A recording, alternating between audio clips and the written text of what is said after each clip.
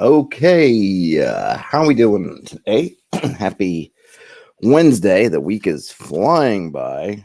Helps having helps having a extra day off. And then apologies for yesterday, but just too much going on here. I've sort of got dueling drinks, but I'm gonna take a sip of old, like an old cappuccino for the working man. I try to actually finish one drink before starting another one. We're here to continue working on prepping. Got a lot going on. One thing I've been thinking about. I'm going to run this by you. This is what I'm thinking, and of course, as I really want all this to be a collaboration here, I'm open to talking about it.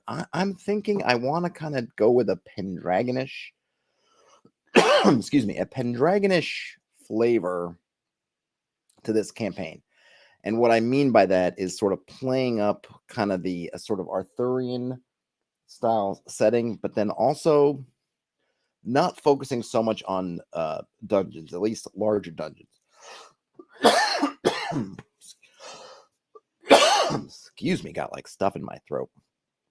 Not focusing so much on dungeon crawl. Now there will be dungeons and things like that, but probably on the smaller end, thinking more like singular levels or smaller multi-levels, but not necessarily delving into barrow maze or something expansive like that. Just my idea, because I think of at least my impression of playing this sort of I guess Arthurian setting. In my mind, it's more about above ground, more about the travel, more about visiting strongholds and interacting with things like that, and maybe going into forests and doing, I don't know, do all kinds of that, and less on the let's just grind level 1 of some Castle Greyhawk, and then grind level 2 of Castle Greyhawk, something like that.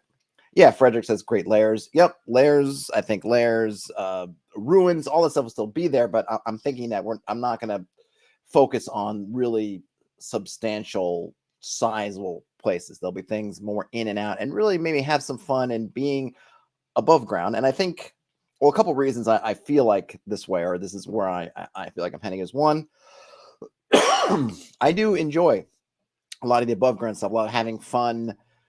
I think especially hopefully we're all playing together, you guys are giving me stuff that a lot of that kind of political, interesting sort of things will come into play that way. I just think as a setting, I've always really appreciated that.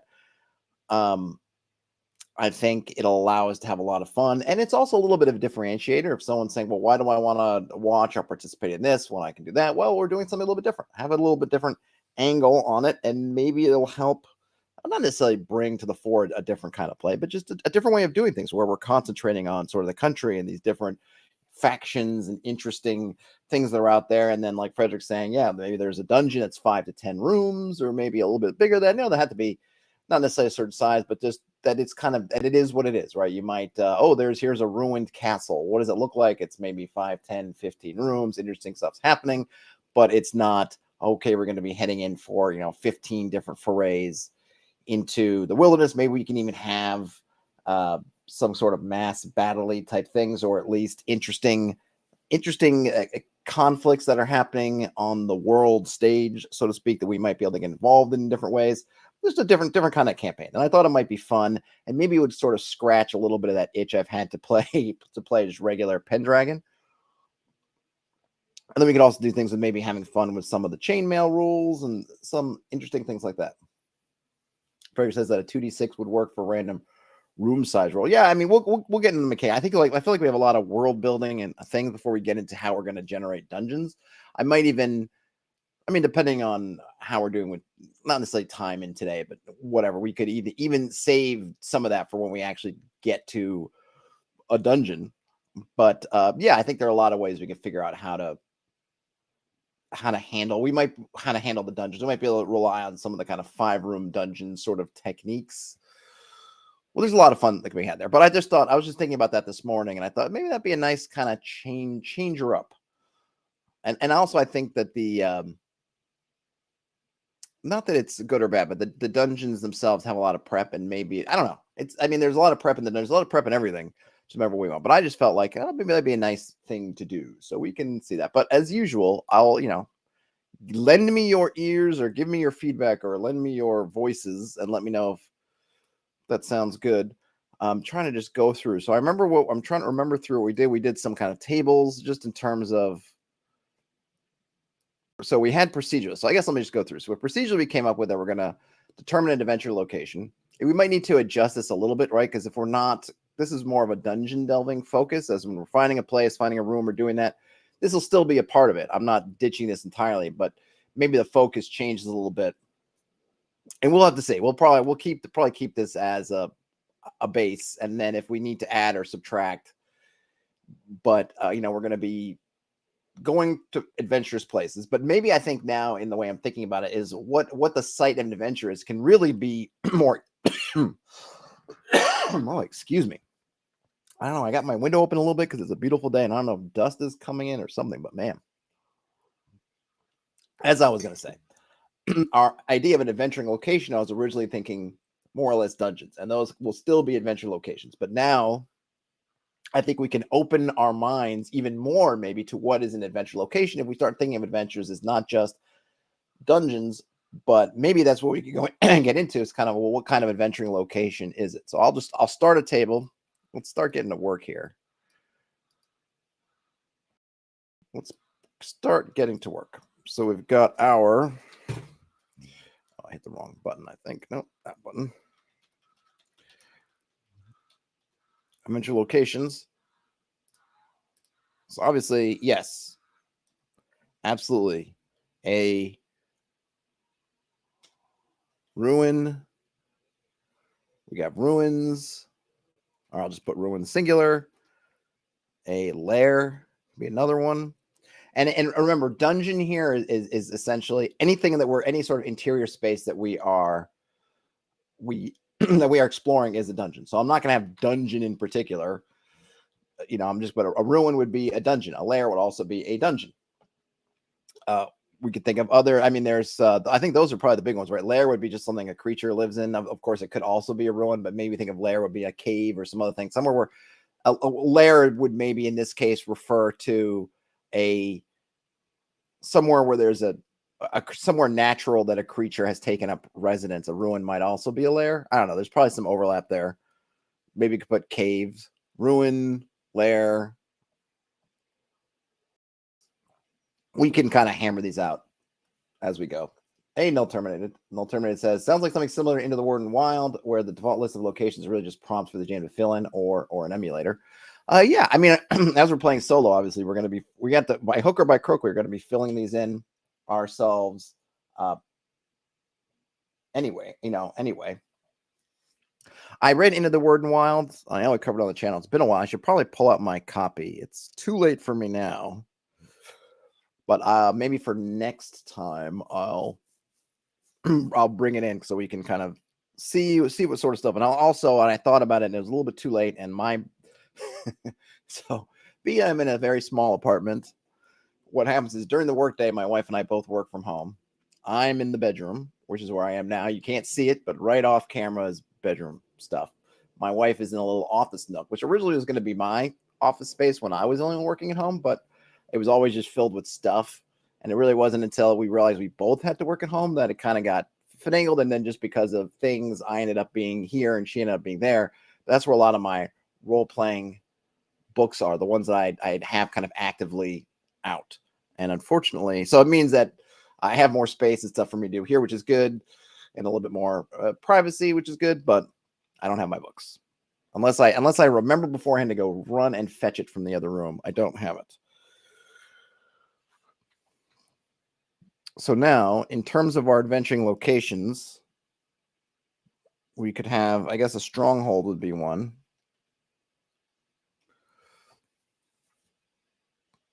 Let's see. And that would be a stronghold. I'm talking, that would be about a particular, like a castle, like you're going there. And we could think of kind of reasons we might want to go to places. We could maybe kind of at least state here. We can flesh out sort of as we go, but just kind of getting a rough idea. And I know I'm kind of all over the place, but I don't have I'm really thinking all of this through as I'm going, which may or may not make for for good streaming. But at least if you're intrigued and you're wondering about the process, and not even to say that I have a particularly like professional process, you can see we're sort of how we're sort of going about things. So a stronghold will be one, obviously a town or a I don't know, a religious site. I don't want to say church. I'm not sure. We'll have to figure out the religious, if it's churches or temples or what we're calling them, but a religious location. That would be another one. And then a town, or I'll call it a settlement. Is that 6? Does that happen to make 6? 1, 2, 3, 4, 5. So we got a that could be now shrine, church, temple, etc. Is there anything I'm missing? Burial mounds? I guess that would be a religious location. I would put that under religious. I feel like burials have some religious significance. We could probably make a side list here of, whoops. Are you allowed? Sometimes, Ouija, as much as I love you, you got some quirks. You got some quirks to you. Locations. We've got shrines. Be a shrine. Could be a burial. I'll call it a graveyard. Graveyard. Burial site. Necropolis.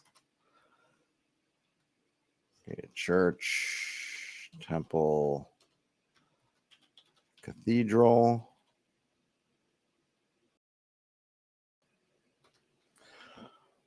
Not sure. Frederick says, don't forget wandering bands of minstrels and monks to encounter. Yeah, we haven't even gotten to encounter lists. But yeah, I'll definitely, especially on roads, things like you're traveling monks, whatever. I'm talking about like your end point, right? Your end point's not going to be a traveling minstrel. I mean, maybe if there's a particular mission, go find the minstrel. Gotta go find them, but that's not really going to be our destination. Destination is go to there, but it's going to be more like you need to visit the shrine, or something's happening in this graveyard, or there's a tournament in town, and we can get into sort of events, or there might be things. Why are we heading over here? Well, we're heading here because I need to get to this tournament because somebody's going to be there, or there's a marketplace, somebody's going to be there, or I need to talk to the Lord. Right? We can get into all those kinds of motivations, but in terms of right now, we're looking at here are the places we're going to be going, theoretically. We can leave that blank for right now.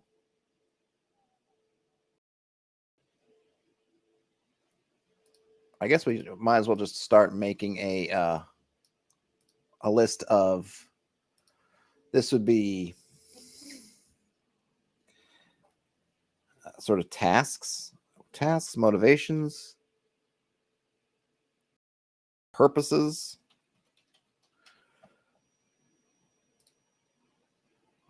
Could be, I mean, these are going to be very basic. Well, maybe we need to set these up. I don't know if one will be enough. I want to make some notes of things so I don't forget them. I don't want to forget things.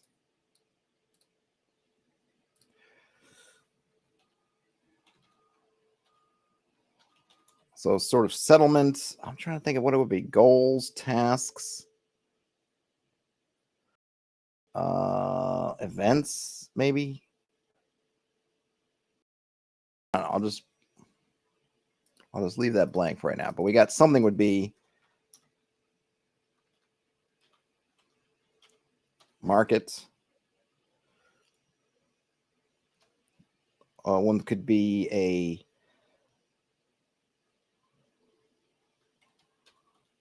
I guess market and trade are kind of, maybe I should put those together. They seem to be kind of similar.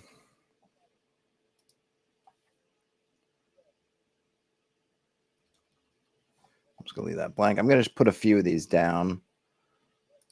I'm going to associate things like tournaments with strongholds rather than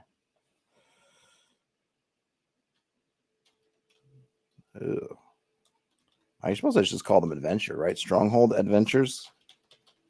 Stronghold adventures. Settlement adventures. Religious. Ooh. Religious adventures. So one would be,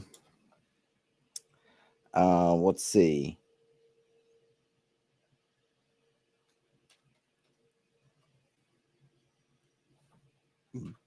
Deliver something to a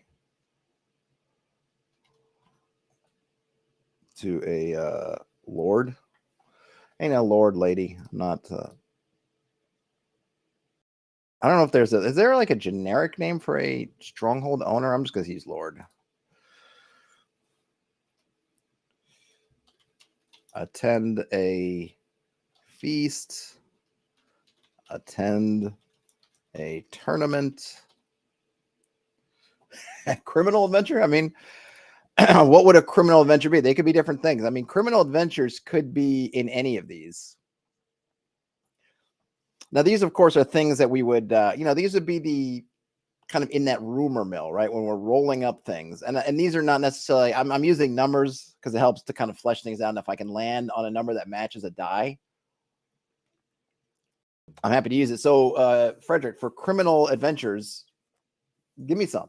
What are some? I mean, I can think of some for settlements. I mean, easily there's like steel. Give me some examples. So there's obviously, let's see, attend a feast, attend a tournament. Could be attend a war council. We could obviously there's steal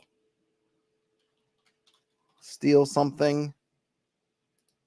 I'm not gonna say it. We just need to deliver something. There's steal something. There's whoops. Stop that. Learn a secret. I'll put secret in caps. Maybe this is the you're there and you're trying to listen in. Listen in on something. Hijack a caravan. Okay, that's more of a, we'll call that a wilderness adventure. Did I click it? Did it give it to me? No, it didn't. Okay. I don't think you're doing that in town. Not gonna let me click on that. All right, there you go.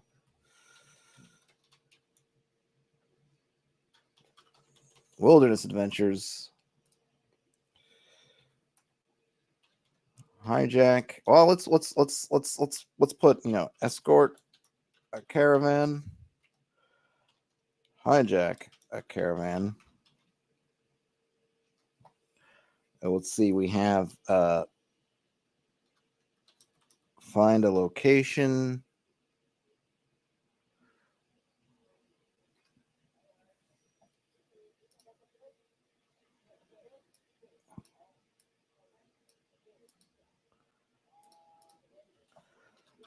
Map and expanse.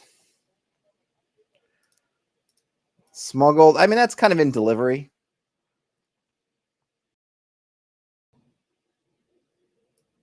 That's I would put that in deliver. Something we can. I haven't figured out how I'm going to lay these out and what kind of tables we're going to lay these out.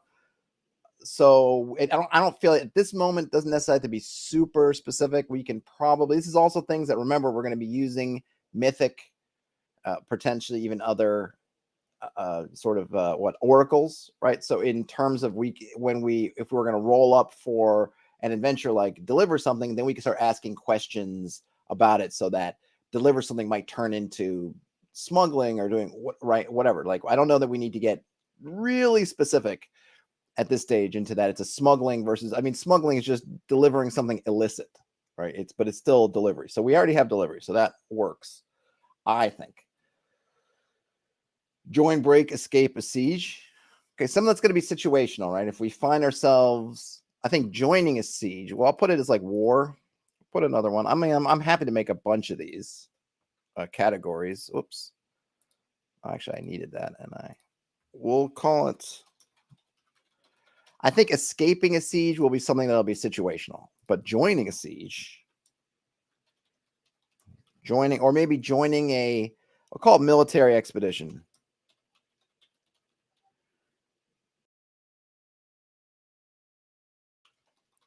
Escaping a war zone might be another one. Now that's also situational. I'll put it in here for now, because some stuff's just going to happen. We'll have to, and this brings up in mind a whole bunch of stuff we're going to have to do. And I want to do one of the other things is I want to do most of this in stream. I know what I could do is spend some time working it and then just come out and be like, here's all my rules.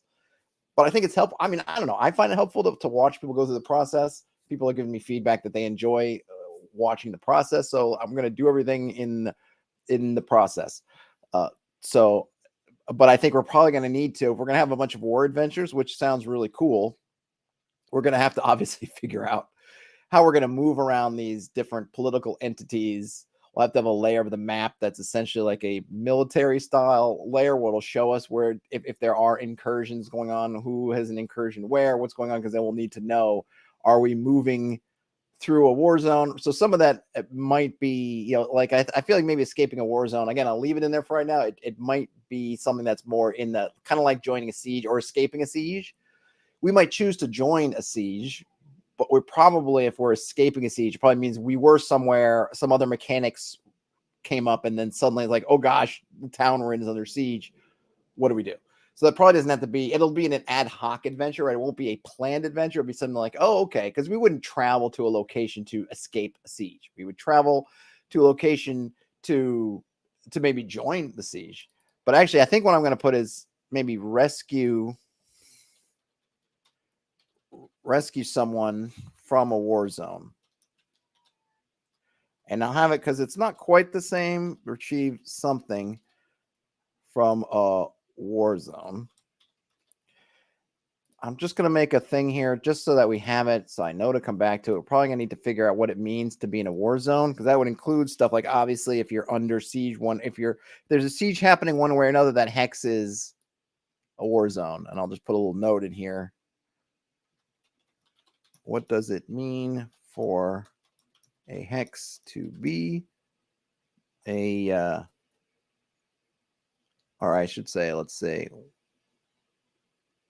when a hex is considered a war zone, and we can have a list of, I'll put the bullet in here, or there we go. Frederick says their party got hired one time to smuggle a reincarnation potion into a besieged city. Another time they got hired to break a cult priest out of jail. Well, that's cool. That's definitely let's see, jail would be put under a stronghold. I don't have that one, so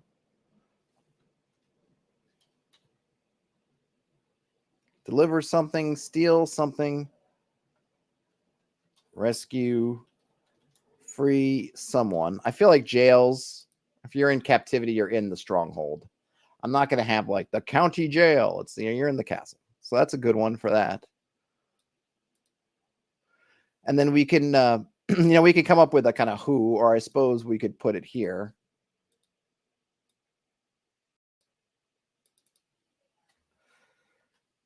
The whoms of it all. Come on. Whom? Might be a commoner, could be a, what would you call it? I don't know, middle class. What do we call that? We'll put criminal. Commoner, a criminal, a noble, or what would it be? A merchant or trade folk, trade person.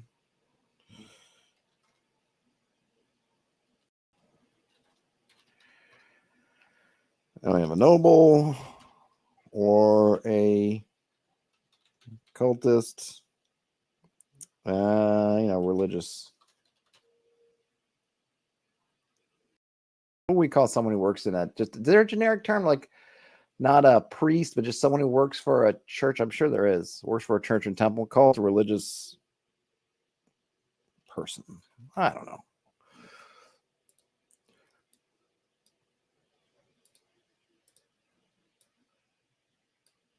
And let's just make one for what? I suppose since we're here, we need something. One, an heirloom. Two, a document. Three, a magic item. Four, let's see, what else do we have? I'm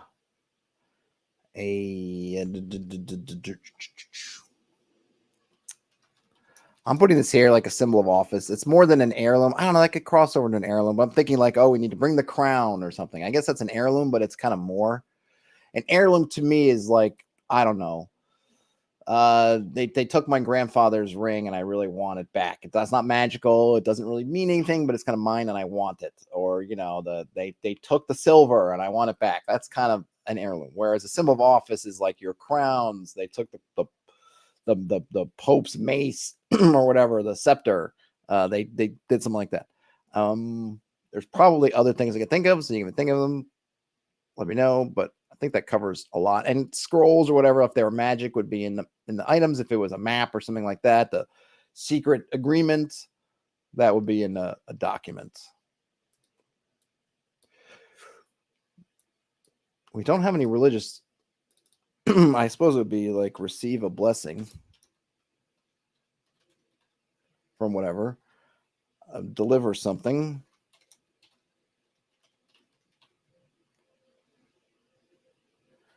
That would definitely be another one for. I mean, I'm fine having. There could definitely be crossover between these. They don't all have to be absolutely distinct. Because, hey, we're delivering something we're delivering something to a local lord. We're delivering something to a priest. So we can have deliver something can be there. Horse stealing is a big business. Well, I think that one. So I'll put that. I suppose that could be. So who would ask us to steal horses? Because there are things that obviously, as a creature with, as I'm going to be playing a person with my own ideas, that's something. If I'm just going to be doing things like just general thievery, let's say, I don't need to write that up as an adventure. That's just me deciding, like, man, I need some money. I'm tapped out. I want to do something quick and local. I could steal horses. Like, I don't need an adventure. I don't need to roll up an adventure about stealing horses. I'm happy to have that be like stronghold adventures. We have steal something. I suppose we could also have that on settlement adventures. Steal something can kind of probably go everywhere. Steal everything. Steal something. Also in a religious adventures. That could also be. I usually kind of play goody two shoes. So it'll be interesting if we get some of these, how we're rolling these up, what things I'll take. Yeah, I get cattle rustling and that stuff, but what is that? What would that be under? That would kind of be, I'm going to put that under steal something. And as far as some things, like the kind of what, we'll put livestock. And that would include your horses, cattle, sheep, goats, whatever. I don't think like we need to get super more detailed on that now. I think that's something that if we roll up that result and it's interesting, we can determine what it is. Though I'm not anticipating doing kind of Wild West adventures. I don't know. So I don't know if I want to, I'm not say de-emphasize it, but I'm probably not going to be doing like a King Arthur on the Prairie sort of thing. So, but it would be, it would probably be more, I feel like with the livestock, I'm guessing it'd be someone's prized horse. Oh, the local lord, their prized horse was, maybe they lost it in a tournament, right? It'd be on the more criminal side. Oh, well, the local lord lost his favorite horse in the tournament, his favorite, war horse. and now he wants it back. So go to the other lord who beat them in combat and bring back the horse, something like that. I just don't think is that something I'm gonna do. Like, oh, let's take these cattle across country. Probably not.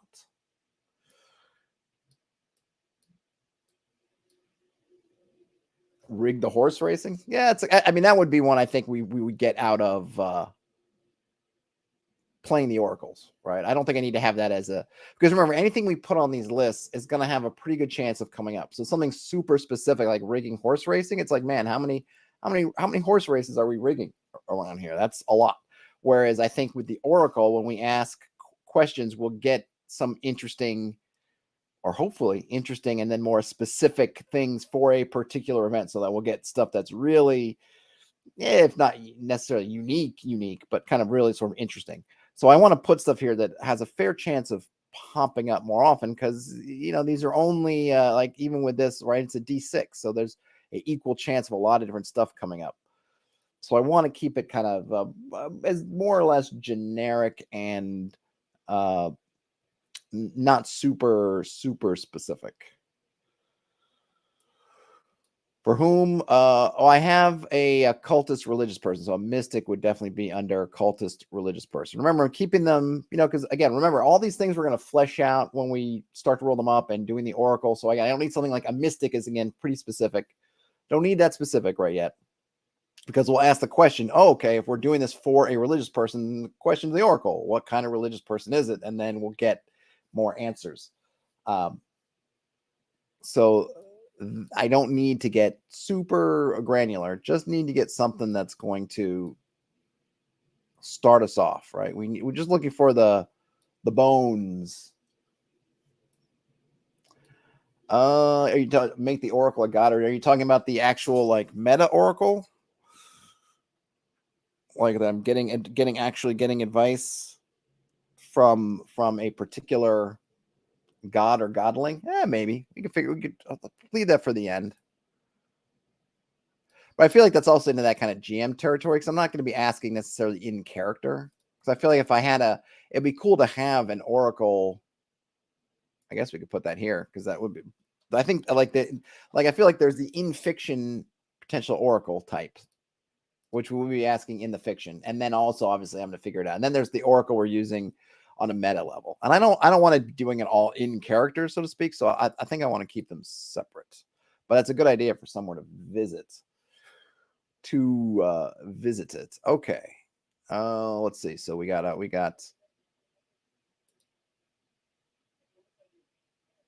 well, I just wanted to keep Warzone here, so let's leave that there. So we have the whom, we have what, we've got some wilderness adventures, some war adventures, some settlement adventures. I probably should have made these. Let me fix this. I'll probably make these. There we go. I'll just number these. So I'm doing everything in numbers.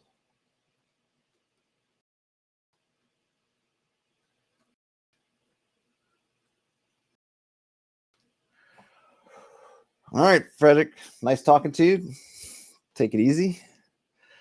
Okay, so we were figuring out these basically different aspects of one adventure, because I've been thinking about doing this more sort of Arthurian, sort of on the ground as opposed to under the ground. And we're just kind of fleshing out, well, what does that mean precisely in terms of what we're doing? We don't quite know. I don't know who I am yet. I don't have a character yet, but I presume that maybe I was thinking like and we can have it rolled up, right? Obviously someone who's going to have enough means to at least have a bit of gear and not be tied to an indentured servant. But we could probably roll up sort of who these people are, kind of things. I guess I could do that now, right? So let's do some background.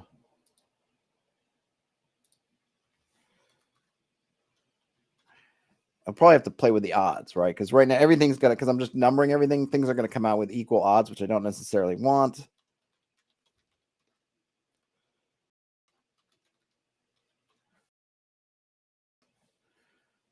Let's call this born into ... Indentured servitude.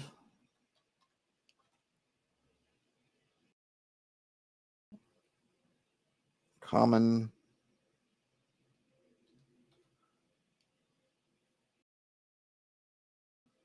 commoners.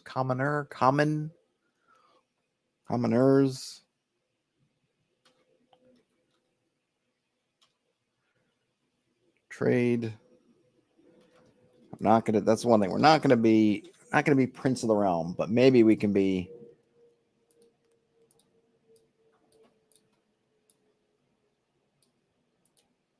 And we're not going to be the first.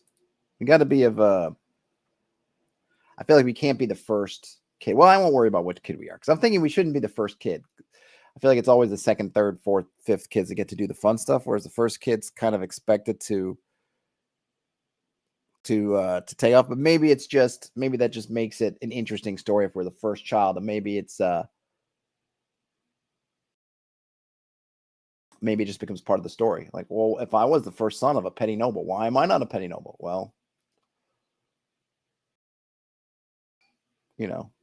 therein lies a tale. Yep. Null Terminator said there's lots of PC/NPC Oracle tables in Mythic. Yes, and I will be getting into there. I might do a whole video just on Mythic, but yes, I had Mythic pulled in here, and then it was way too big, and I don't need it right this minute.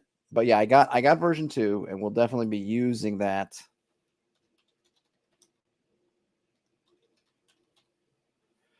Definitely be using that.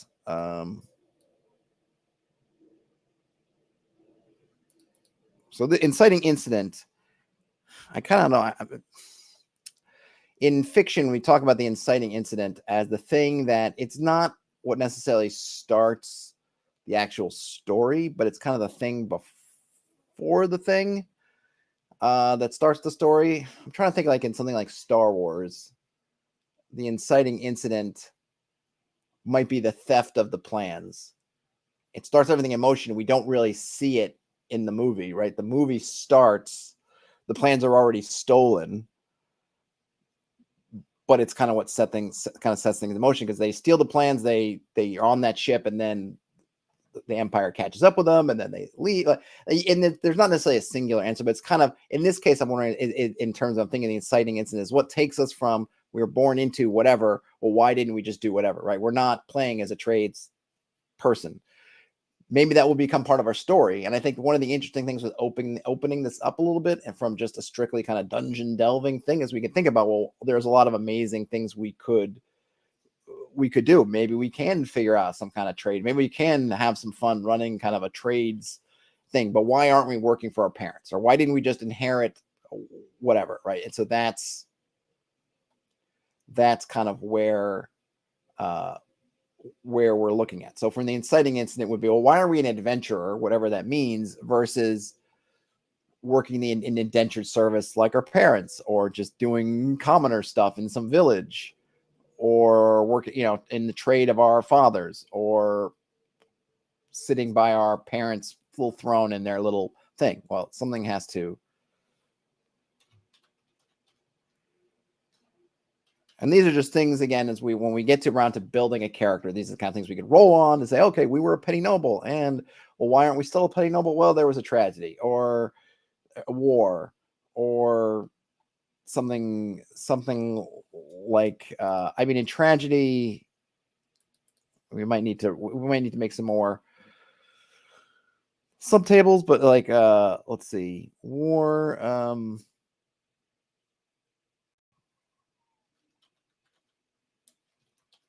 don't know, change of fortunes. Maybe we should put tragedy as a change of fortunes.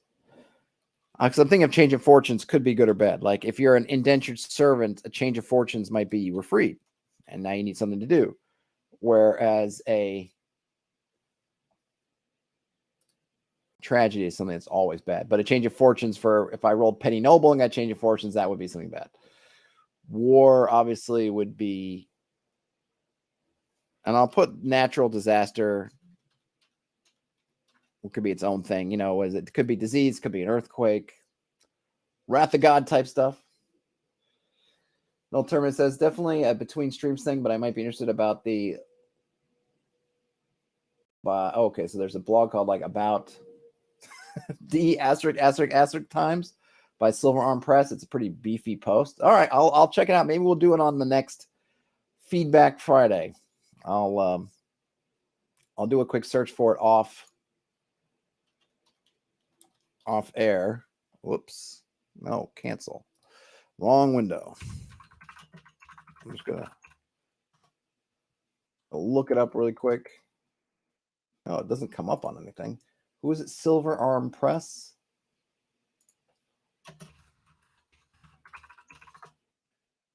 Oh, there it is. All right, I'll check this out. Oh, actually, hold on. Is that a single? Oh, okay. Cool. I'll definitely check this out. Oh, this is from Oriental. Oh, they have something from Oriental Adventures. Oh, I didn't know that. I'll have to check out. That might be a nice thing to look at. I wonder if I don't think I have Oriental Adventures here. Do I have Oriental Adventures in my D&D folder? I have it. I have the book. Let's see. It would have been under.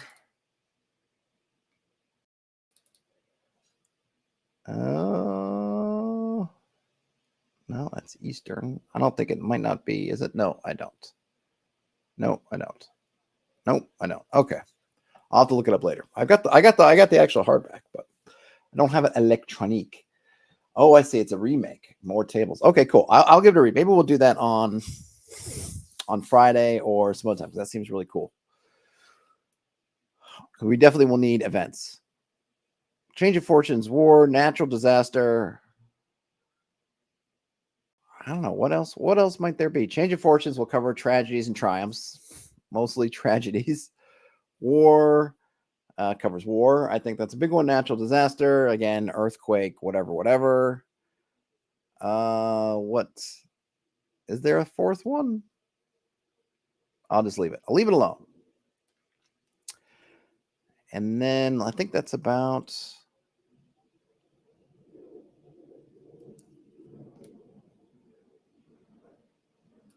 I'll just put this here because I think especially playing alone, but I think even if I weren't, I feel like these are good to have. Like let people have a friend, right? An ally who can also be a patron, potentially friend, patron, ally, mentor. And then you can also have here enemy or rival. Just add some nice things. I really encourage folks to have these things for their games. One, it's always nice when a party goes somewhere and they have somebody they can call on. It just gives them a different vector than just, okay, we go to the tavern. Oh, hey, I know somebody here, especially when you're in an area where you're revisiting a lot, which is another strength. I think I mentioned it, I don't know, sometime like that. It's really great. Might have been the feedback Friday. Really great to be able to revisit locations where it's not just something you pass through once and then you're finished. But it's like, oh, we're going to Londinium. Okay, great. I know a guy in Londinium. Maybe they can hook us up. And that might be a reason to go there. It might be, hey, once we're there. And of course, if you're playing in a party of 4 or 5 people, you can work with them to kind of scatter their people around. So it's not in one location is everybody, but then as you're traveling around this area, when you're in these different, more or less major locations, though they can be in smaller locations too, it could be, oh, hey, we can go here, visit them. Oh, we're here, we can visit them. And then you have it. Now, I think a lot of folks read these kinds of friend, patron, ally, mentor, and immediately thinking, ooh, how can I put them into jeopardy to kind of add tension? I would do that with care. Because one, people don't want to, if you give somebody an option, they say, hey, give me a friend, family, mentor, whatever. I think a lot of players are already wary that what you're asking them is, give me something we can use against you. And that gets old and it makes you not want to engage with it. And I think that's why, at least I was reading a while, it's probably been a while, but I don't know that means that it's stopped. But a thing about like, look, if I give you a family, you're just going to they're going to get kidnapped by the big bad evil guy the first chance they get. So why am I going to give you a family? Like, I don't want to give you something that's literally just ammunition for you to use against me, because that's raising the stakes. So if you're going to do that, it's fine to do that once or twice, especially if the ally is helped in some significant way. If to say like, well, now this ally's helped you, maybe you've sort of pushed, you've done kind of a push where you've added additional risk by engaging an ally to rescue you from something really bad, then now you've put that ally on the radar. Then I think, hey, that's fine. but just someone has on their, their character sheet, well, I got an uncle in London. Then suddenly the big bad evil guy is ambush your uncle in London. Go help. It's kind of like, well, why did I put that guy down there? Like, it's just, you're just trying to force my hand. It's lame. So do that with care. And I have no doubt that your players will want to lean on these folks enough that you'll find an excuse down the line where that an ally who had to overreach, like that happens in movies, right?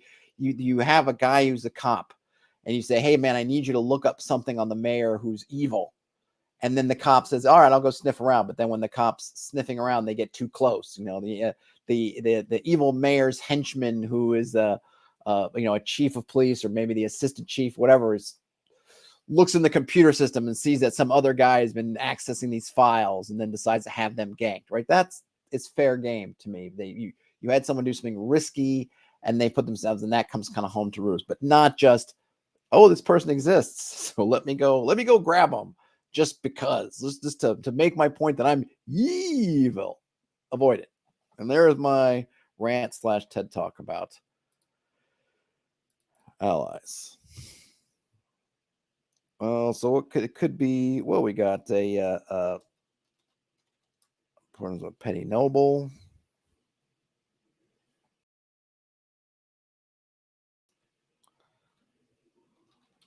a noble retainer, tradesperson,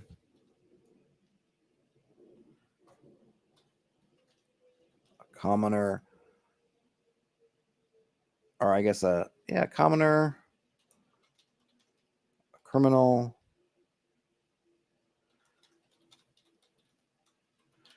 I suppose, one thing we might want to do at some point, and like I said, we don't need to get into it now, is think about, well, because you want these people to be kind of special. Obviously, a petty noble is kind of, they're going to have it's like a safe space. They're going to generally have a place where you can crash, right? Or the heat is that there's too much heat on us. Where can we go? Oh, okay, if we can get ourselves to Rivendell, we can hang out with Master Elrond for a few months until the heat dies down. Great. Which, depending on who you're running from and how much flex they've got in terms of the geography, might be one of those things that puts your ally at risk, but you could do that. Obviously, if you're a commoner, other than maybe spending a night in the barn, maybe they don't have this, but maybe they have something else. You might want to think about, well, what is this commoner? We can kind of get in that. I'll even let the Oracle provide us with what makes this person special. So the commoner or the indentured servant in particular, there's something that makes them special. Maybe the indentured servant is positioned with a petty noble so that they know ins and outs, whatever, right? A criminal obviously is going to have some things that they might know, but you probably want to think about what. Oh, I didn't put a cleric or cultist. Maybe that's what did I have that? Something else I need a cleric. It's exactly the word I was looking for. I mean, cultist I could probably remove, right? Cultist is just that old thing, right? If you're in sort of power, you're not a cult, but then if you're on the outs, if you're seen on the fringes and suddenly you're a cult, not much, but I'll just leave it in there just because it's if it's a very evocative term, right? Especially in terms of sort of fantasy RPG stuff, the idea of the cleric or the cultist.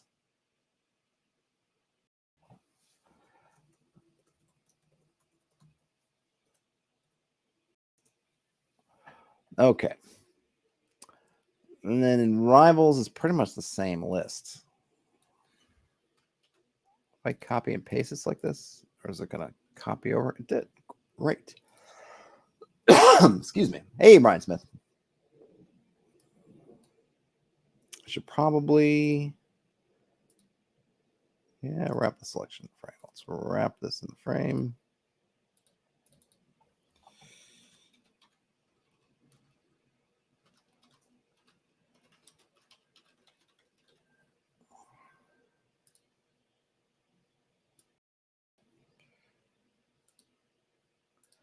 The League of Serfs.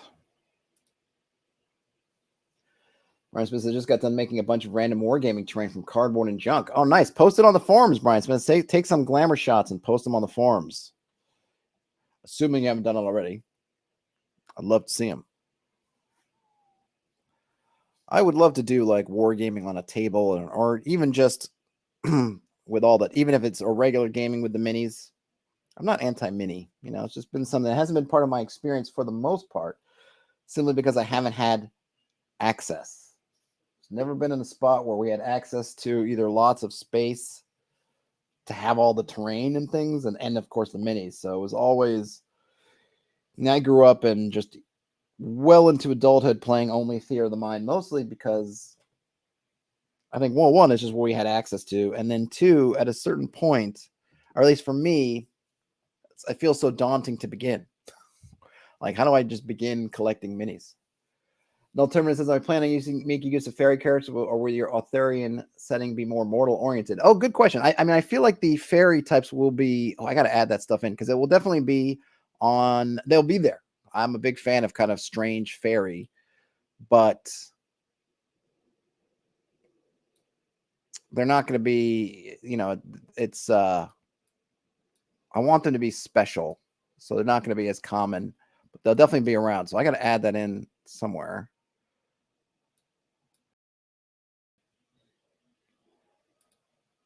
I don't know if I should put that up, because it can be a lot of the same stuff, because I want to have like fairy strongholds and fairy this, fairy that, but maybe it should be, do I need one kind of catch-all?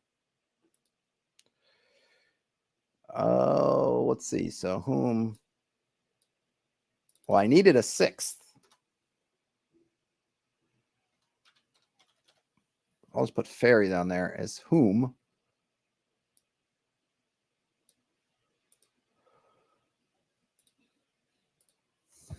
I'll put a fairy adventures.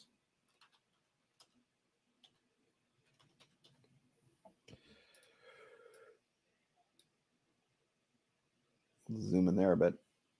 Brian Smith says, I ended up needing to do something with all the cardboard boxes that you got from Amazon. Yes. Oh, nice. In the gaming store. What does the gaming store do with them? They also do terrain with the, I didn't realize that leftover cardboard for terrain was a thing. So I definitely want to see the pictures. And this, I've switched over to kind of some Moroccan style mint tea. It's really, yeah, I need to get the proper mint. This kind of mint, I have this mint, dried mint, but it's not the right mint.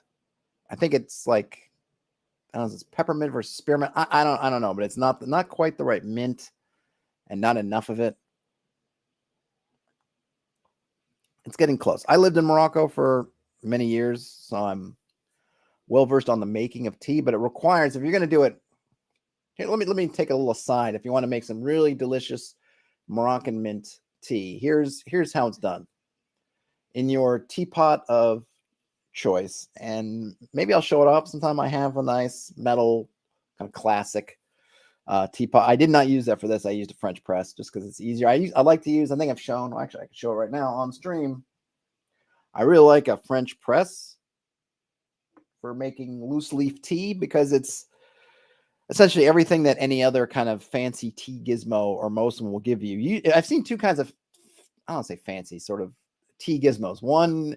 There's one that's essentially, it's a filter that you put over a cup, and it has a spring loaded or some other kind of release. The first one I saw was actually for coffee, called the Clever, and then they essentially duplicated the Clever. I don't know if it's the same people who did it or did it for tea, but you can put your tea in and whatever, and you can put your water, you can let it steep, and then you can put the filter on top of your cup, or in this case, my mug, right? Like that. And there'll be a little spring loaded thing, and you can press the spring, it opens up the flow, and then out comes your tea. So you can steep and then release, so that your tea doesn't continue to steep too long. But a French press does the same thing. So if you already have a French press, you can already just do that. It's not perfect, because any tea that's left in your French press will continue to sit with the tea. I don't know if anything bad happens, but and I don't know. I'm always fascinated, because you go to, let's say, a Chinese restaurant, and you have like dim sum and you do tea. They pretty much just keep pouring water over the tea that's in there for how long you're in there, and I don't think it turns bad. But whatever. If you want to do it that way, you can do it, and oftentimes you can reuse your tea. Well, for Moroccan mint, you have in here, you can see the mint, but there's also green tea, but it's a particular green tea. It's called gunpowder, gunpowder green tea. And I think it's because I don't know why. I think it's the gunpowder because they look like tiny little balls. Before the tea sort of opens when you pour water over it, they kind of look like little tight balls, like kind of like gunpowder. And then they kind of open. So you would first, what you're supposed to do is you're supposed to put and I don't know the exact number, the exact ratios necessarily, but generally when it comes to the mint, you pretty much, if you go to Morocco and you have real mint tea, and you can find it in restaurants and things, but it's a little bag. It's not the same. Okay. It's not. You can use it at home, but if you go to Morocco or you go to someone's house in particular, maybe I don't know. And I've never really ordered mint tea in restaurants, but I suppose it's probably the same. You're gonna put your gunpowder tea in your teapot. Then you're gonna pour some water and you're gonna wet the grounds of the gunpowder tea. They're kind of unopened, but then you're actually gonna ditch out that water. You're not gonna ditch out the tea if you can help it. You want to keep the tea leaves in there, but you're gonna then kind of get it warmed up, get the sort of tea open. Then you're gonna pour out that tea, pour that water. Then you're gonna jam your teapot if you can, if you have access to it. And it's something like in New York City. We're not in the South or somewhere where mint is a part of a lot of different things. So you usually get mint in these little plastic packets in the produce section. It's really tiny. Like it wouldn't even make one real serving. I've done it and I will do it this summer. But it's not like usually you want to do is you just want to take as much mint basically as your teapot will take. You have a nice kind of round teapot. You just want to jam all that mint in there. It's usually sweet. You're going to put some sugar to taste in there. Then you pour your tea back in. You pour more hot water in. Give it some steeping time, and then you could pour it out. Usually into nice little glass. I have some, but I didn't use it. Little glass teacups. They're not porcelain. They're not this big. They're kind of little teacups, and then drink. And it is magnificent. If you've only had Moroccan mint in a tea bag, which you often find in places with tea bags and stuff, and you think like there's nothing special about that. Why do people advertise like Moroccan mint tea? Because it's a pale shadow of the real thing. Mark Smith, this is making them want to visit a tea shop again. There was a decent one in the last city lived in, but none around now. Yeah, it's great. That once you get into kind of I don't want to say fancier teas, but get past just generic tea into actually looking at the different teas and where they come from, there's a lot of neat and non-neat stuff. Like Moroccan mint tea, it's really all about the mint. And it's just like you have this nice base of the green of the gunpowder tea. Like the gunpowder tea, I don't think is one where you're learning like which farm or whatever they call it, the tea, there's a name for it, that it comes from or anything like that. It's not even that fancy. It's just more about how they're rolled. I don't know if it comes from, but really it comes from a particular area. I don't really know anything about it other than the fact that it's either the way they prep it or the leaves that they get all rolled up. But it's just traditionally the tea that's used. I'm not sure if it tastes any different. You might be able to do it with different green teas and get fairly similar tastes if you happen not to have gunpowder green tea. I mean, now with everything with online shopping, you could probably find gunpowder green tea if you wanted to, but try it. It's delicious. And even this one, which is again, even as close as I've gotten, I've got the gunpowder and I've got mint, though it's dried. It's not the quite same kind of mint, and I didn't get to do everything. I didn't put as much mint as I would want to, et cetera, et cetera. It's still pretty good.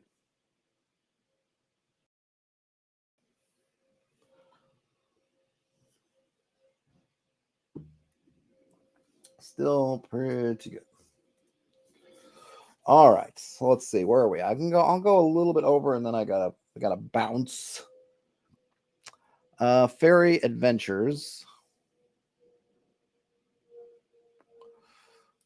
Let's see. Could be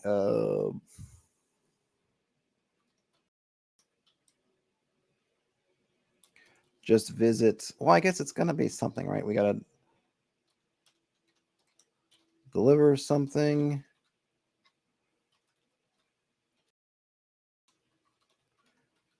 Visit a fairy lord.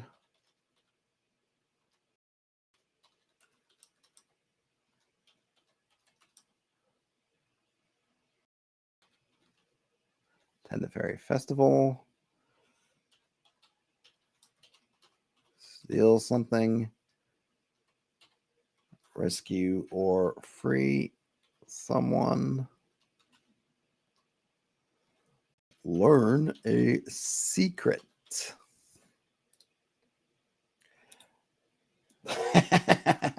Tea time with me. So Brian Smith said tea time with Todd would be a stream that they'd watch. I love the alliteration. Tea time with Todd.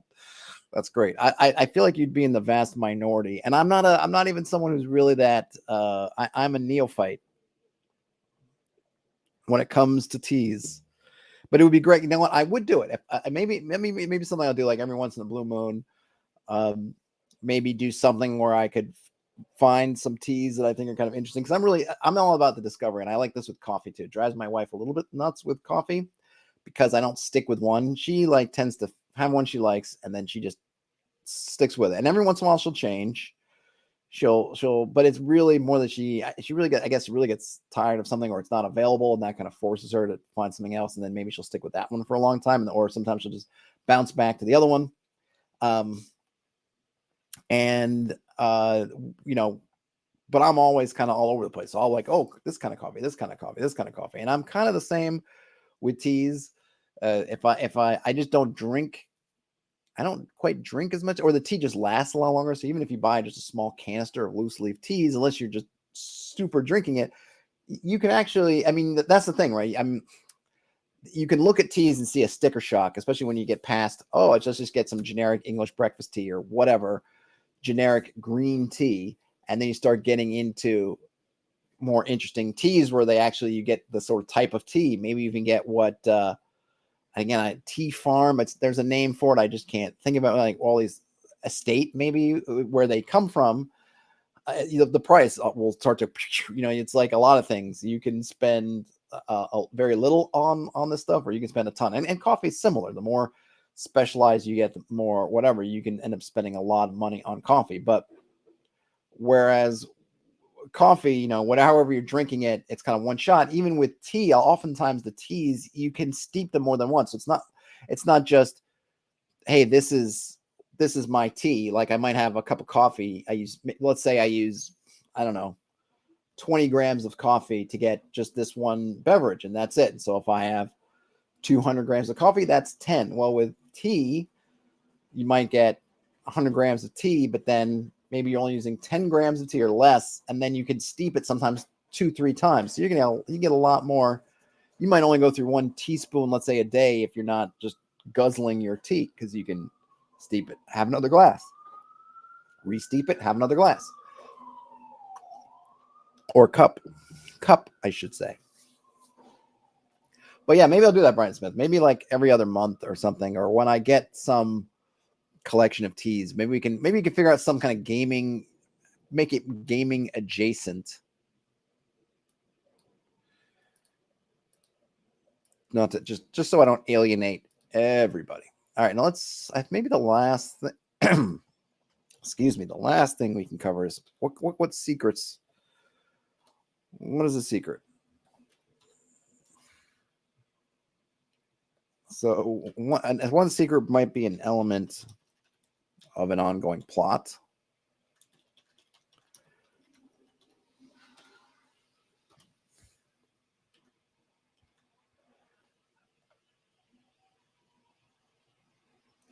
And let's see.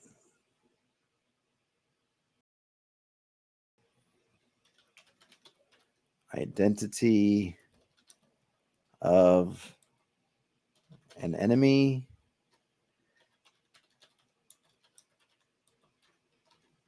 Of an ally. What other kind of secrets? A hidden location.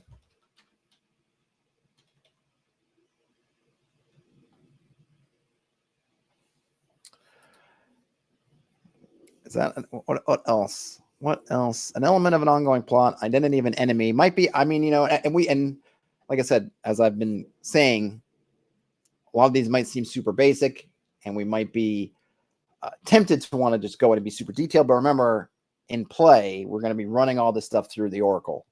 So we're rolling up and saying, "Oh, okay, we did this stuff and we've discovered a secret." And I roll a hidden location or identity of an ally. Then we can ask, like, whose ally, mine or the enemy's, right? Or maybe identity ally, I guess, would be good to us, or good to someone who's good to us, right? Someone on the good guys team, our side, either directly or indirectly. or maybe an enemy, an enemy might not be the enemy of our whatever, which we would know from our background. We just know this person doesn't like us. But let's say whatever we're doing, there's somebody who's against us. Maybe we don't know them. This is a chance for us to figure that out. A hidden location, a hidden event. Something's happening. Might be part of the plot. It might not be. Ryan Smith says in their half-baked attempt at making a hex crawl world, which is how they ended up on my here in the channel. Well, I'm glad it happened then. It features very prominent tea house culture in one of the largest forests. That's really cool. I'd love to go visit that next time. I've only been to China once. I say next time, but I'm fairly certain that just due to family stuff, I'm going to get to go at least one more time to China, probably more than one more time. And it's definitely going to be something that I didn't do. We got to visit some neat stuff in China the first time. We got to go to the Great Wall, which is amazing. You know, one of the wonders of the ancient and modern world. And I'm super happy I got to do that. I got to see the Terracotta Warriors person, which was awesome. Got to see the the Forbidden Palace? I think that's what it's called. Which also awesome, but didn't get to go to any tea houses and see that. So I'd love to, or to go see like the tea estates. I can't remember the name, just that sort of thing. So I didn't get to do that too much. That would definitely be kind of, if not the first thing on my list, then certainly in the upper two or three things on my list to do. Okay. Yeah, it would be pretty cool, Brian Smith. I agree. And like I said, I think it's going to happen just because of how things are shaking out with some of my family sort of moving around. We're going to have reason to go to China fairly soon in the future. Okay, so we got secrets. I think we got a lot of stuff here. I'm going to have to try to... Oh, yeah, we didn't really... Maybe the last thing I'll do before I close up shop is what I'm trying to do here. And I know it tends to be messy, and I apologize, but you're seeing kind of how my mind works. You ever wondered, like, what is the mind of... I don't know why you'd be wondering that, but if you did, we're wondering, and I'm just moving this down here so I have more space, kind of what's going on is I'm trying to, as I think of things, make some kind of notation so I come back to it. So we talked about, learning secrets. So the idea comes up, well, what's a secret? So now, since it's fresh in my mind, put some together. Probably could come up with more of these. And one of the things was it's that concept of a war zone. And I think that we use it's a term we use, and it's good to come up with, well, when we're going to be figuring out the movement of factions on the map, when does a place become a war zone, right? So when a hex is occupied by two or more, I suppose, opposing factions with military forces. Doesn't even, I guess, a war zone. So would a war zone, so here's the question, would we want to consider it a war zone when there's been, let's say, an invasion, but there's only one faction's in charge? In other words, there were, say, two sides are in combat. We can, as an example, let's just say, I don't know. So let's say these are two opposing factions, right? This one was kind of down here. This one was over here. And then this faction invades. Where's my little, not the pointer, but no, I guess maybe I want the pointer. All right. This guy comes in here. These guys move back. So then we have this here. Would it be considered a war zone if only one faction's there? I'm going to say no. Maybe we could come up with another term. That might be an occupied. Yeah, war zone. Could we call it an occupied zone? That's probably a good idea.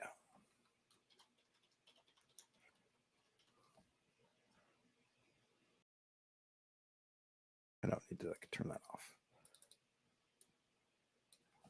Just fixing my verbiage here.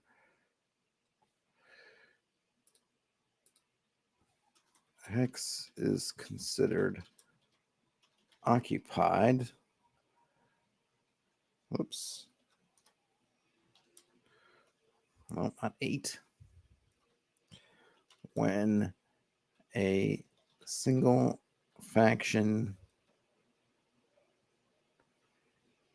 what's the word? So there's like occupy. I guess we get into like, maybe this is moving too far.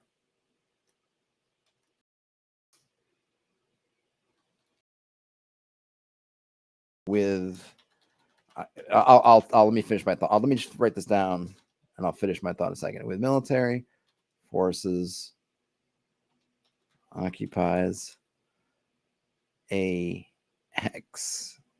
Because I'm trying to think, like, I guess that they don't control.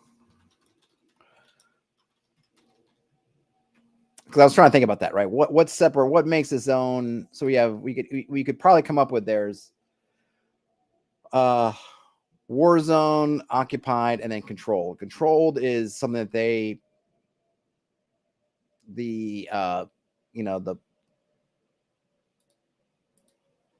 I'll just put a note here because I want to just complete the thought. A controlled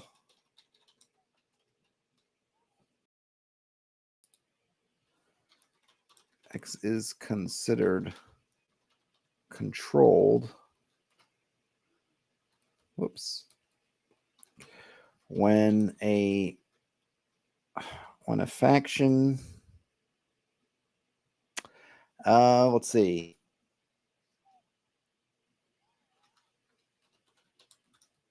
Occupies a hex with the explicit or implicit, support of the local population. And I know this is so we're going just to kind of complete this idea, right? War zone is under conflict. If you happen to beat the other side, and this is stuff that's probably not even going to come into play that much, but again, it popped up, and so I want to complete the thought while we're on it. It might come up more than we want when maybe we'll have to come up with some when we're kind of taking this map and we mess around with it. We could probably try to come up with the sort of the game state or the sort of the world state when everything's happening. We probably need to come up with some mechanics as to whether there are war zones, like who controls what and where. Yeah, we'll figure that out. But we might need to come up with kind of, I feel like there's 3 different states. There's controlled, which would be like your modern nation state where, I'm in New York, right? We're part of New York State, part of the United States of America, and nobody's really disputing that. Some people don't like, obviously people don't like the government for different things, but ultimately no one is really disputing that we're part of the United States. Now, if the U.S. were to go invade Canada and invade, Quebec, that would be a war zone.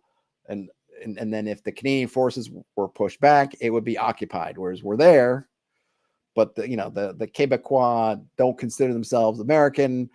They're just they just can't beat us out at the minute, right? So, okay, that's occupied. If it ever got to a point where it settled down, and not to say, because look, there are folks that they're separatist Quebecois that don't want to be part of Canada, but for the most part, people are either just, we're Canadian, or they're kind of down with it. If it ever got to that point, then it would be controlled.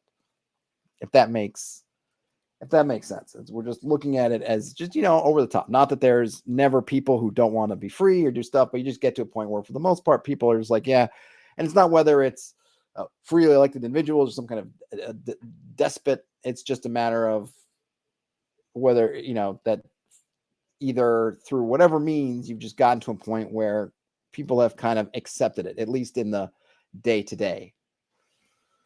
Brian specific, like war zone is the general term, then a front or an occupied zone are types of war zones. I see. Yeah, we could. I think what I'm hoping to have from here is that we can, like I said, we're going through this. We can, when we're going through the map, setting our sort of initial state, I think these can be in handy. We could probably make some dice about looking at, oh, look, these guys have taken all this. And then when they start bumping up against borders, or maybe we can look at, are these friends or these foes, kind of what's going on. And then once this is all set, and, it might be something that, and here's the thing, like, I'm probably not going to do this whole map like that. If let's say we're starting out in this place here, I might just want to look at, well, what's happening, right? Maybe with these, assuming maybe these others are different kingdoms, right? What's happening here? And then only when we get over there. But then it means that if we get an adventure that we accept, let's say we're starting here and we need to get to here, then knowing how these hexes are in terms of the politics or the politics, yeah, I guess really politics of the situation, we can help with maybe random encounters or sort of what we're thinking about in terms of things that we're running into or obstacles we may have to face and questions to ask Oracle, yada, yada, yada. So I like having these three. It's good. It covers, I think, the most of the spectrum.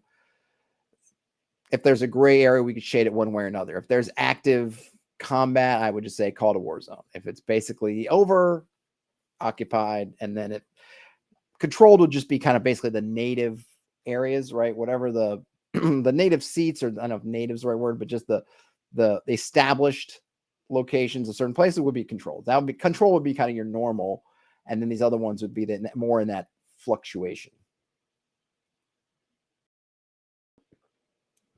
Yes. Well, I think there's probably, so yes, there's two other words that I like for that null terminus. So null terminus said a whole other issue is how big your kingdoms can reasonably get. It seems like there'll be a lot of wilderness on that starter map. Yes, but I think so. Here's the thing, right? There's functional. So there's claimed lands, right? And then there's, I don't want to say occupied. I'll call it settled.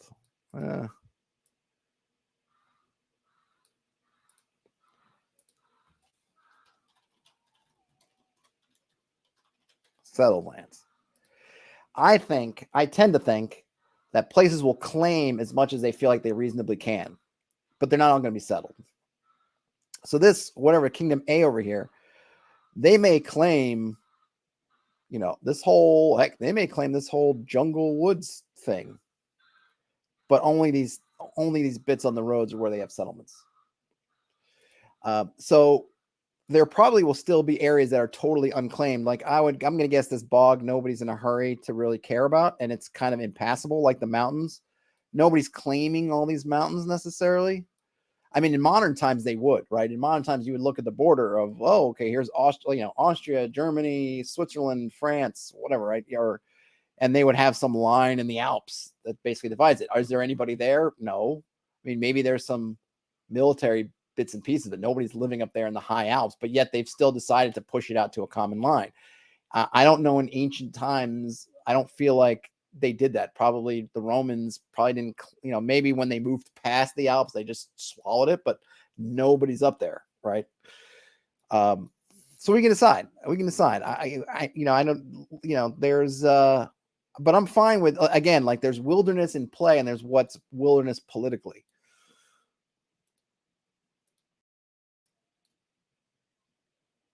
So I'll just put, claimed lands are any lands that have been, I don't want to use, what's another word for claimed?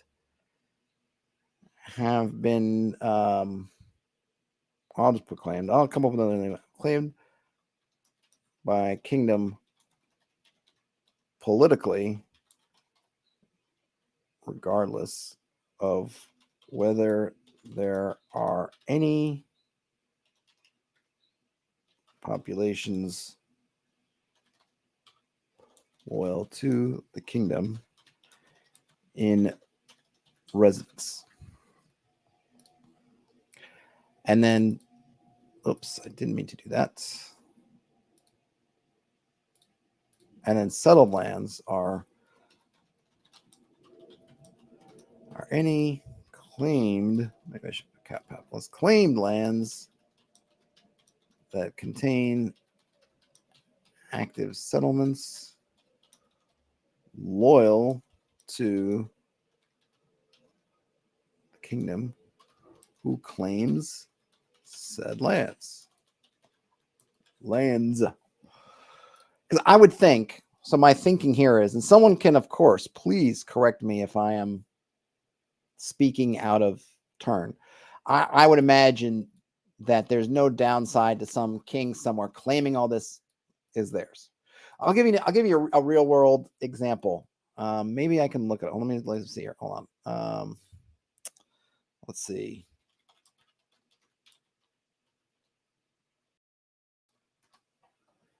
Let me see if I can find a good one.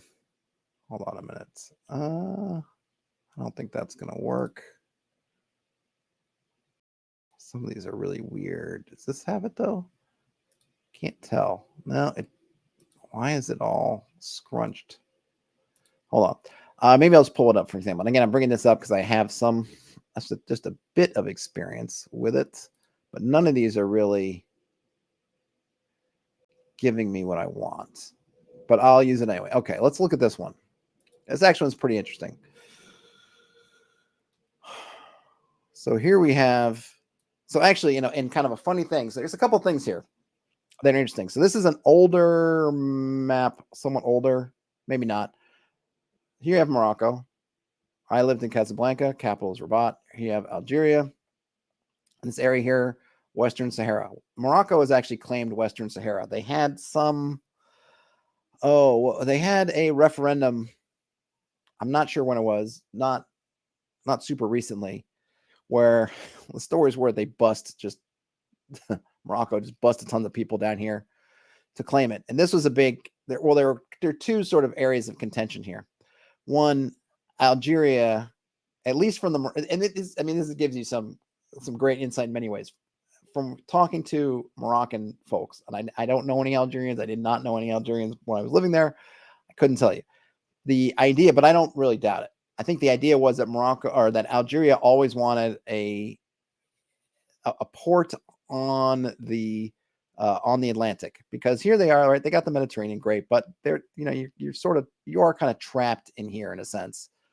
Morocco / Spain, whatever, can close this up and you're stuck. You can't, sure, you could, with some massive navy, you could try to, you could blockade the Atlantic coast. A lot more difficult than just bottling up this tiny little area here, as opposed to all this, right, or down here. So you see here where there's this little bit of overlap. Algeria was always the thought was they want to sneak in here and grab this so they get a coast. And then, of course, the other thing from a Morocco perspective is that would Algeria would then encircle Morocco, which they definitely didn't want. So there was a lot of pressure here, right? So this is one, right? So they claimed it. They claimed it. They sent it out. Of course, this is in modern times, so we had voting and things. But they came in. They took it. Essentially, they grabbed it. I'm sure, depending on who you look at your sources, whether it was legit or not legit, whatever, it doesn't really matter. They did it. The other part is this border here, which this map doesn't really show, but this, at least on older maps, and I don't know exactly if these are, if there has been some agreement or something else, but these are always dashed. You would see these maps and there'd be dashed lines here. And the reason is because this border was constantly disputed.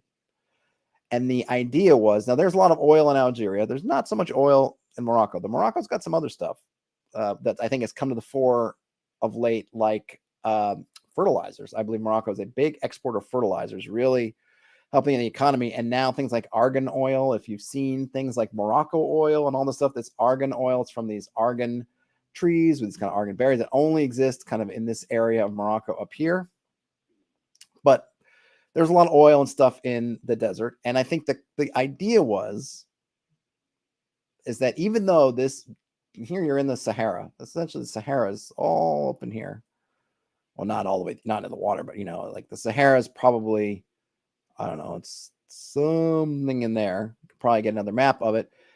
It's desert. Nobody's there. Yeah, there's some locals, there are tribes folk, things that are moving through there, whatever. Yeah, you get, I did a desert trip, and we, my wife and I, we went to Marrakesh, and we kind of came somewhere down here. We took a little bip in the desert, came out. It's cool. But for the most part, look, it's empty, right? It's empty. But is the big but. We know that there's lots of oil here. And you don't know what's going to happen. All this desert area here that's unexplored, also sort of not unexplored, but basically untapped in terms of resources. Nobody wants to give it up. Because yes, for the most part, it's just sand and rocks. But you don't know what's underneath that sand and rocks that might be valuable. So Morocco and nor Algeria wanted necessarily give anything up. So it's always in dispute. Even though probably, even militarily speaking, there's probably very little going on out here. I'm sure there's, we got modern stuff now, so you can have outposts and, radar and fly your planes and blah, blah, blah, and keep your surveillance up. But, in ancient times, it might have been something similar. So we go back to our map and you think, well, look, pal, what are you going to do? I mean, this one doesn't make sense. All these roads, there's going to be tons of settlements, but I don't know. Maybe you think, oh, down here, or even in the mountains, you maybe think, well, nobody's up there. Nobody cares. But people might be like, there might be minerals and ores and things up there. And if you're this settlement, or say this guy maybe is the more capital, what skin off your nose does it do to say like, all of this is mine? Who's going to tell you no? Yeah, maybe this guy. Nope, it's mine. Okay. So you can claim, I mean, I would think from a political standpoint, claim the largest space you can reasonably get away with. If you're down here where there's more likely to be people, that's harder. It's harder to just say, like, I claim all this is mine. It's like, well, we got a lot of other people here probably going to be claiming bits of that. You're probably going to run the conflict. But if you're out here in let's say from here point, this seems fairly remote, there's no reason not to. Why not claim it? Just makes you seem bigger. You can look and say, I am king of the mountains, even though it's like, well, you're not on the highest mountain, and yeah, you claim that you don't know what's back there. Yeah, but it's mine, right? Then that's kind of my thought behind it. Nobody's there. There may be a flag planted somewhere. Maybe you have one of those watchtowers like in Lord of the Rings, waiting for somebody to light the other flames so you can light your flame, but you're not there. But that doesn't mean you don't claim it. Like, I'm not dealing with the sort of, I guess, my feeling anyway, is this is not a borderland situation where there's some kind of like unknown world beyond there, right? There are people and things everywhere.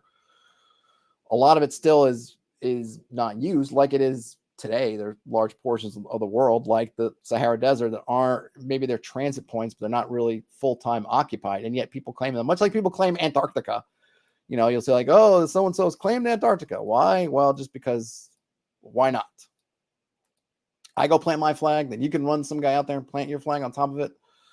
You claim it. Claim Greenland, the entirety of Greenland, even though you're only on this little bit of it. Why? Because you can. Same thing.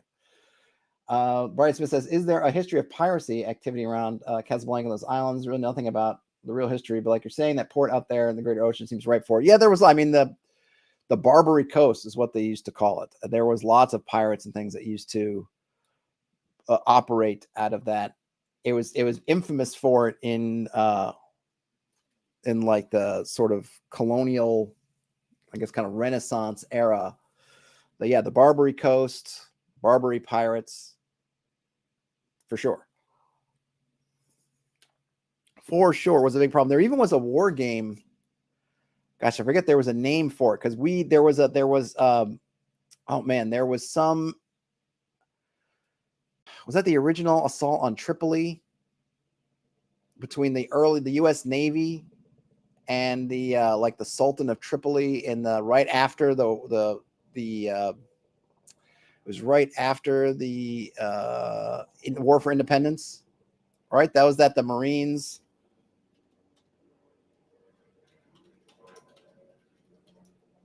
Was it 17? There we go.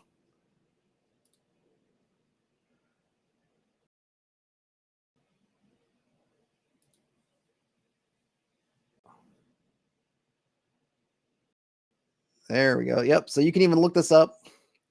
The Battle of Derna. I forget there's a name. I thought there was a name for more about it, but basically, yeah, we're looking at more along, this area, but yeah, all this was all like, there was a lot of stuff going on in the U.S. actually. Yeah. Like I said, 1805 had to go deal with that. So yeah, it was a big problem. Though here's my last thing, and then I'll call it a stream. Is a little trivia for you. Morocco was the first country to recognize the United States as an independent nation. A little trivia for you. I think they probably did it just sort of a thumb to France, like a little, like a one renegade, game renegade recognizing renegade, I think, going on. But that's a little bit of trivia. Morocco's actually always had a very special relationship with the U.S. It doesn't get publicized very much, but They do. I don't know if it stemmed back to that, but there probably is a little bit of a kind of a cool factor about that. But there's your little trivia for the day. All right. Well, I think we did some good work. I know it's a bit scattered, or it feels to me scattered. So if it feels scattered to me, it must feel scattered to you, I presume. However, I think it's going to come together. I think it's going to come together really well. And I feel like these are tools, and I will, I'll have this stuff together. I will probably try to do something nicer with it down the line somewhere, but I think they could be useful. But we're getting there. We are getting there in terms of being ready to rock and roll. Now, there's going to be some fun kind of world building things. We're at least world build some areas. I'm going to clean up this map. Maybe I'll do it on stream. Maybe I'll do it just on my own, just the cleanup part of it. And we'll start plunking down, using this as a base, simplify these crazy roads that this thing laid down. Probably figure out a little bit better about the settlements, where they are, and then we can start to think about kind of the initial kingdoms. Probably, I think, like starting here on the coast might be nice, and figure out where the kind of initial kingdoms around here are. And then I think, because we want to be sane, don't need to world build out the entire map, but maybe have an overall concept of the map so that we know what it will be. But like we already have, but just like, hey, here are some capitals and things. But we're not going to worry about sort of too much that's there until we start moving out there. And then we might be more or less ready to go. But I feel like this is probably a couple weeks away, a couple weeks worth of streams, so a couple hours away. We shall see. All right, folks. Well, if you could give this a thumbs up on your way out, that would be awesome. If you found yourself in here and you think this is cool and you're interested in this sort of thing, then if you want to subscribe, that would also be awesome. Brian Smith says, I like to live in the mountains, have a great view of that bay. Yeah. I mean, this is kind of far. I don't know if you could see the bay from these mountains if you're here. It's like, I don't know, 1, 2, 3, 4, 5, 6. So you're talking 6 times. Oh, I guess it's not too far. Or like across, it's like 7.5, right? Is it? Yeah. I don't know. So what do we say? 6 times, let's call it 8. So 42 miles away. So you're probably not seeing it. If you're up in the mountains, I don't think you can see 42 miles even on a clear day. So it's probably a bit far. But yeah, this bay seems nice. Though it's interesting, these swampy areas in this town. There's going to be some cool stuff in here. I do like how it laid out. I like these swamps. I feel like there's be some river systems moving. I feel like this. I think that what I'm going to do is I want to close, maybe take this off or do something like maybe this is kind of a Venice type situation or some other city or even like a Teotihuacan that's kind of built out of the swamps. I feel like the river should kind of come through and sort of just kind of dump into this sort of swampy area. But then there's this swampy area too. I don't know. We got to fix some things out, but yeah, the foothills might be nice. I mean, it's probably beautiful though. I kind of like something. This seems kind of, I don't know, all that swamp. I just think of kind of evil, swampy stuff. No offense to Louisiana or Gulf Coast, Texas, which can also be very swampy. All right, folks. I will talk to you later. Have a great rest of your day, night, whenever you end up watching or listening to this. Game on, everybody. Talk to you later. Bye now.